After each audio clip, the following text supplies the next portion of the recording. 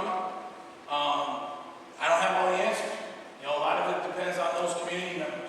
The one thing I can assure you is that fear is not the answer, and we, as a group, need to find a way to equip them. You know, that moral voice. The last thing I'll say is this. I've been argued with by people who say the moral voice doesn't exist in some communities. And I argue that it does. It exists in every community. Some communities it's been silenced. For whatever reason, whether it's the community's own fault or an outside external factors, who cares? The voice exists, it's been silenced. So how do you get them to reclaim their voice? How do you give them their voice back in the community? That's a significant challenge. That is probably the most difficult thing in this strategy. You know, that's probably the most difficult thing. The law enforcement and social services, we got that built already. You have it built already in St. Joe's County. You know, the challenge is that moral voice. What does it look like? I can tell you one thing, it's not going to look like St. Joe's isn't going to look like, or South Bend won't look like Chicago. And our 15th district doesn't look like our 11th district, doesn't look like our 25th. It's based on the local area. So you've got to give room for your local law enforcement, your local pastors, to build this thing out together. Not build it and then say, this is what we built, jump on board. The commission says this, now you're ready to jump on board. You have to build it together. You know, you have to build it together because then it's going to sustain itself because everybody will buy it. But thank you. I appreciate your attention all this time.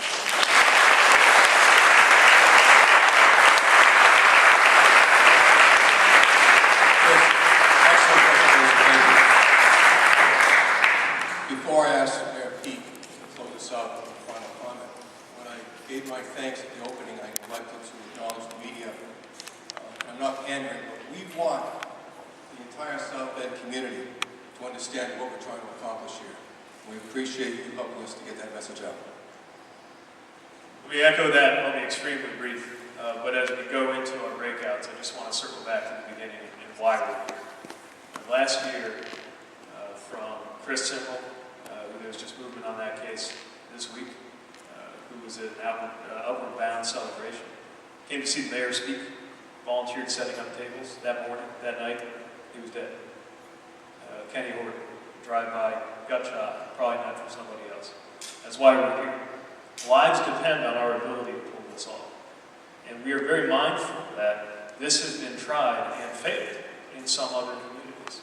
And something partly similar to this has been tried and failed more than once in the history of our own community.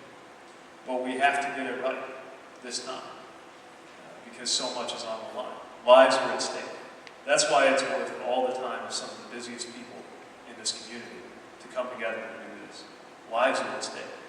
Right here in this neighborhood, probably right here in this building, are kids right now whose lives depend on our ability to pull this together. If you're in the Panjshir Valley of Afghanistan and you save half a dozen lives, that will probably qualify you for the Medal of Honor. We could save dozens of lives every year if we get this right. And we don't even have to single-handedly beat back a Taliban cell coming over the ridge. We have to do something easier and harder.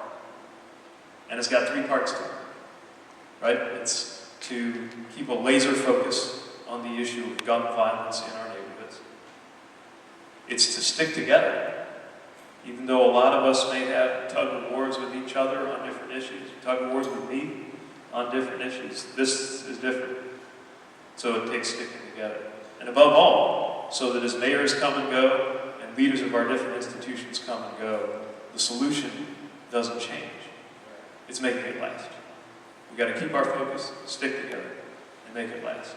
And if we do those three things, which is easier and harder than the kind of thing that gets you a Medal of Honor, we will be able to save living, breathing people steps away from where we're standing right now. We'll have to find our own particular way of doing it, but cannot overstate our gratitude to the guests who have come here to show us what it's going to take. Thank you.